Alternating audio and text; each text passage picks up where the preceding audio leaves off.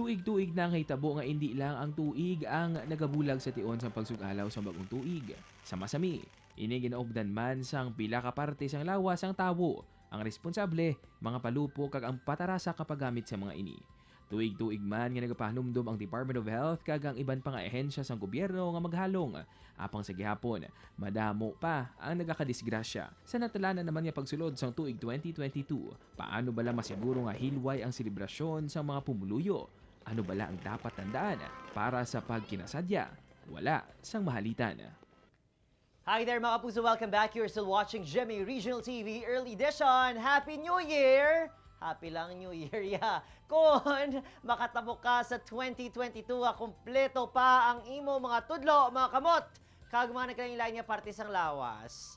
Pwede bala, hindi na lang kita magpalupok, agud mapaiwa yung disgrasya. Ina mga kapuso, ang tutukan ta this morning, mga kaupod naton, si Chief Inspector Rodel T. Legaspi, tagpamuno, o Fire Marshal, Fire Chief, sa Bacolod City BFP. Chief, may aga, and welcome to Jimmy Regional TV Early Edition. Hi, good morning. Good morning Kapuso Adrian, kag good morning mga kapuso. Chief, ano man ang masaming nga mga aksidente, kada bag-ong tuig.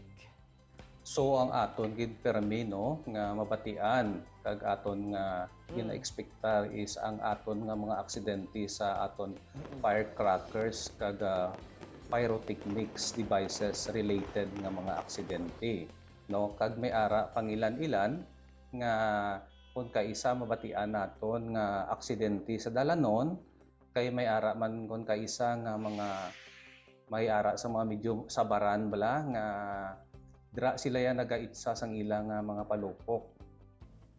Chief, ano yung mga nakailan nga preparasyon sa inyong ahensya? I know kamong isa sa mga pinakasako subong New Year celebration. Ilabi na gid sa mga kabaranggayan nga may na-identify nga fireworks o firecracker zone.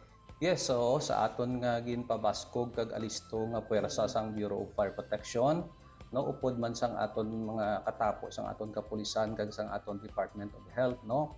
Kami gid buylog no sa pag hatag man sang pagpahanumdom no especially sa aton nga mga kabaranggayan nga magasilibrar man sang bag-ong tuig no. So ang presensya sang aton nga fire truck nga nagalibot no makaha-promote sang awareness sa aton nga mga pumuluyo. Kag upod sina may ara kita ginakandak nga rekoreda no nagahatag kita sang mga fire safety messages for the consumption sang aton nga public no nga matagaan sila kag makabati sang aton nga mga fire safety tips para nga magpangandam kag kung paano malikawan ang sunog. Ari sir ho, ikaw wala personally kapati ka man nga swertihon kita, tion magpalupok ang isa ka tawo. Sir, in my personal view, no, kung magpalupok man kita o kung hindi man sa sining bag-ong tuig, so siguro ini nagadepende na siguro sa aton positibo nga pananawan, sa aton disposisyon, kag siguro ang aton nga faith sa aton nga Ginoo, sa aton nga makaako. So amo sinisiguro ang mga butang para sa akon nga magahatag sa aton sang swerte para sa bag-ong tuig. Ari diretso kita sa safety tips. Ilabi na gid sa mga kapuso naton nga luyag magpalupok agon magsugalaw sang 2022. Anong mga dapat kag hindi dapat obrahon, Chief? So sir, with regards sa aton mga kabaranggayan, amon gid gina-encourage ang aton nga mga pumuluyo nga kung hindi gid malikawan nga sa aton pagsilibrar sang bag-ong tuig, magagamit kita sang palupok, no? So kinahanglan lang naton siguro ini sir patigayunon sa aton designated na area, no? Kung may ara man kita sinasang community fireworks display area sa aton tagsa-tagsa ka barangay, sa diin ini siya open space no open area nga kun mahimo dira kita magbutang sang aton nga mga pyrotechnic devices kag sang aton nga mga firecrackers no agod nga malikawan naton ang sunog. O Chief, this time around, palagtikan nato ng mga medyo kabalan. Wow, maskin kapilana na disgrasya sigig yapon. Ano panugyan sang aton BFP sa mga kapuso naton nga mag-celebrar sang bagong tuig? So ako lang gusto ini sir i-reiterate siguro no nga mga klase ang palupok nga dapat hindi naton pagbaklon para nga mapahilayo kita nga madisgrasya. So number 1 is Watusi, no?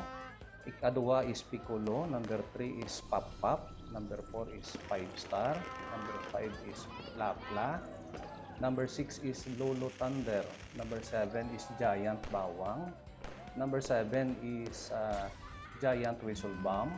Kag iban pa nga sahi sir nga similar nga firecrackers sa mga na-mention. So amo ini sir ang prohibited no sa aton nga layi nga kinahanglan nga aton gid i-obserbar kag aton nga sundon agud nga makalikaw kita sang disgrasya kag aksidente sa aton pagsilibrar sang bag-ong tuig. Bottom line mga kapuso, mas happy ang aton 2022 kung kompleto ang aton mga kamot kag tudlo, kung kompletong parte sa aton nga kalawasan kag syempre kung kita tanan buhi. Chief, Happy New Year! Salamat gid sa inyo nga pag-imbitar. In behalf of the Bureau of Fire Protection, happy gid kami nga inyo kami na imbitahan sa GMA Regional TV program.